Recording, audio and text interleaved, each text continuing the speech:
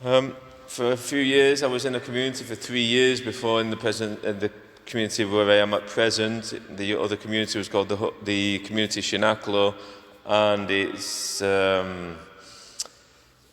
has the objective to help out those who have problems with addictions, drug addictions, alcoholics, and also other people who are struggling with other kinds of problems, of depression, for example. Now, those who lived through that community life, and it's based really on 3 principles of coming to encounter, have a real life encounter with Jesus Christ. So through prayer, it has a strong prayer life in the daily routine of the community. Also, hard work, manual labor, and the third pillar would be true friendship, to live in the truth, true community amongst the lads in the community.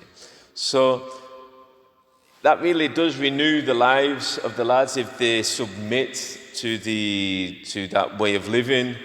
And after a certain number of years or so, then many of them are able to leave the community. And the thing is, if they carry on living outside of the community when they go back into the world, that what they assimilated and had put into practice and had decided to live in the community, if they carry on that outside, then they stand on their own 2 feet. And I've seen many a miracle occur where lads who are heroin addicts now are happily married, they have their own children, and they have a job, and the successful people, let's say, living by the standards in society of today.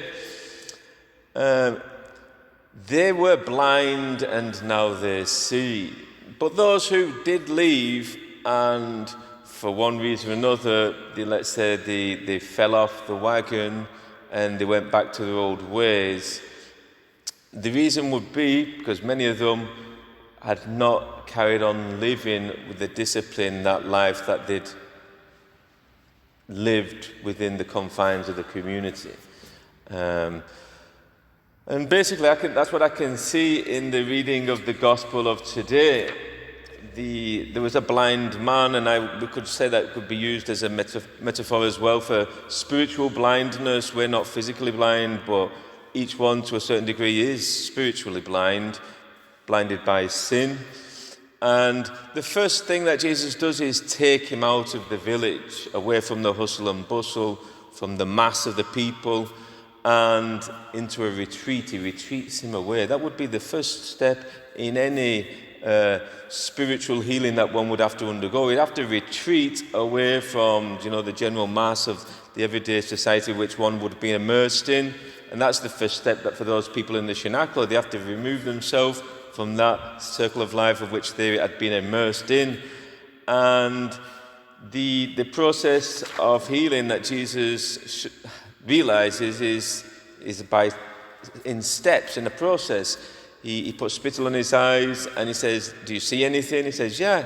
And he starts beginning to see, but he sees people as trees who are moving around.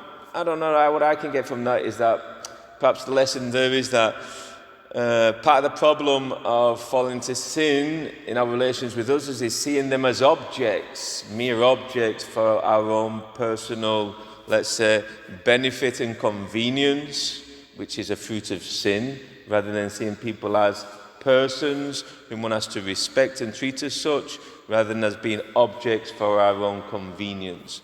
And then Jesus lays his hands on it again, and he becomes totally healed, and he gives him the advice, don't even go into the village. And I would take that as meaning as don't go back into that general mass of society which was the means of your own falling away before.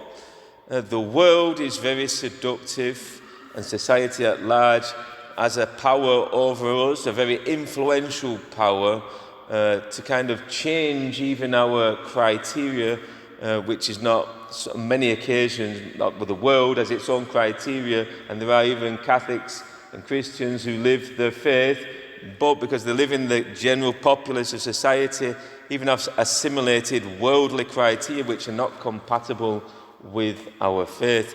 So What can we get from all of this to wrap it up is that we have to have that prudence in life of being able to be detached from the general mass and the populace of the world with its criteria, to be able to see clearly with the vision that the Lord wants us to see in relation to our faith, and which will heal us from our spiritual blindnesses.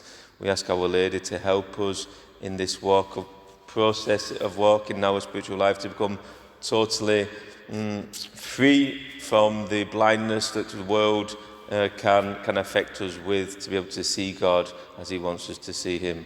Amen.